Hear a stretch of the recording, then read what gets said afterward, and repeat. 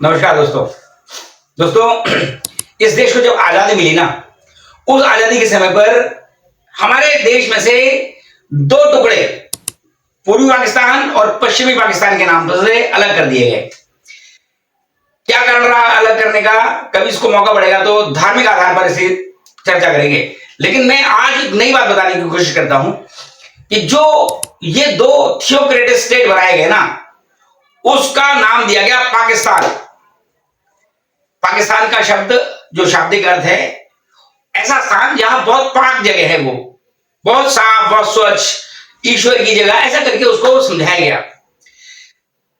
उस समय पर जब पाकिस्तान बना और एक बहुत लंबे समय तक पाकिस्तान राइज ही कर रहा था, लगातार बढ़ रहा था, उसने हमारे जैसे एक भारत देश को हर जगह टक्कर दे रखी थी।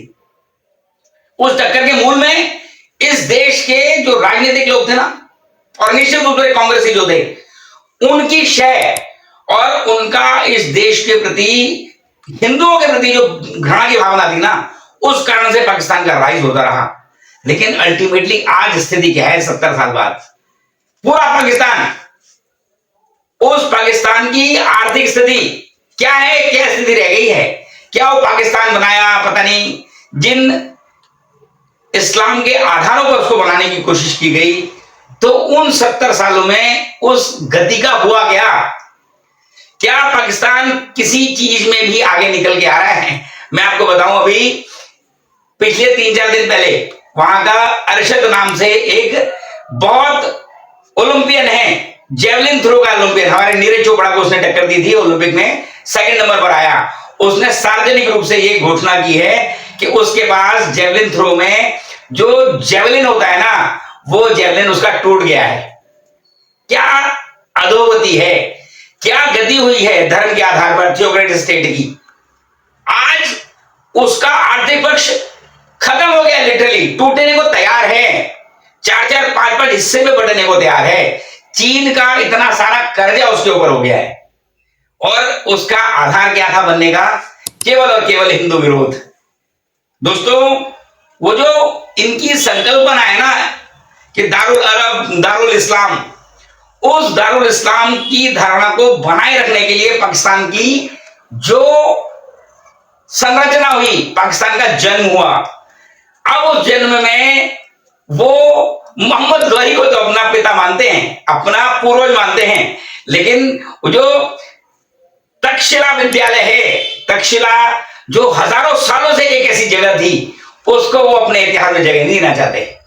कश्मीर की बात करते हैं, कश्मीर का जो उद्गम है महर्षि कश्यप के नाम से, बड़ी ट्रेजेडी हो गई लोगों के साथ। इसके जो प्रणेता थे ना, उन लोगों की कंसेप्ट की ढकोसला देखो, उसका दिवालियापन देखो आप लोग। क्या 70 साल ही हुए उसको? 70 साल पहले का जो इतिहास था, रावलपिंडी की बात हमने पहले कभी की है, बप्पा रावल, उसके नाम से रावलपिंडी बना। उस जगह को जहां पर आज भी ऐसे बहुत सारे विद्यालय वहां पर ऐसे हैं जिनकी बिल्डिंग कराची में है, चाहे लाहौर में है, चाहे वो मुल्तान में है, जहां पर उस समय के जो हिंदू लोग थे, जिन्होंने वहां पर हर तरह की मेहनत करके अपने संस्थान बनाए। इन लोगों से वो जो पाकिस्तान चिल्लाकर इस्लाम के नाम पर जो एक्सपेरिमेंट किया गया, उस एक्सपेरिमेंट का 70 साल बाद हुआ क्या है? बहुत चिंतनीय विषय है कि आज वो स्थिति कैसी है, आटे की स्थिति, चावल की स्थिति, सब्जियों की स्थिति। आपको जानकर आश्चर्य होगा, एक्सपोर्ट के नाम पर वहां पर गधों का एक्सपोर्ट किया जाता है चाइना को, क्योंकि चाइना जो देश है उसकी अपनी चीजें, उसकी अपनी संकल्पनाएं हैं। ऐसा मानते हैं वो, गधे के अंदर उसकी हड्डियों का कहीं ना कहीं वो औषधि में प्रयोग करने की स्थिति मानते हैं। उनका कोई ऐसा सिस्टम है चाइनीज ट्रेडिशनल मेडिसिन में। तो पाकिस्तान आज की डेट में एक ऐसा थियोक्रेटिक स्टेट बना जो क्या एक्सपोर्ट कर रहा है जी, वो सबसे ज्यादा एक्सपोर्ट गधों का एक्सपोर्ट कर रहा है।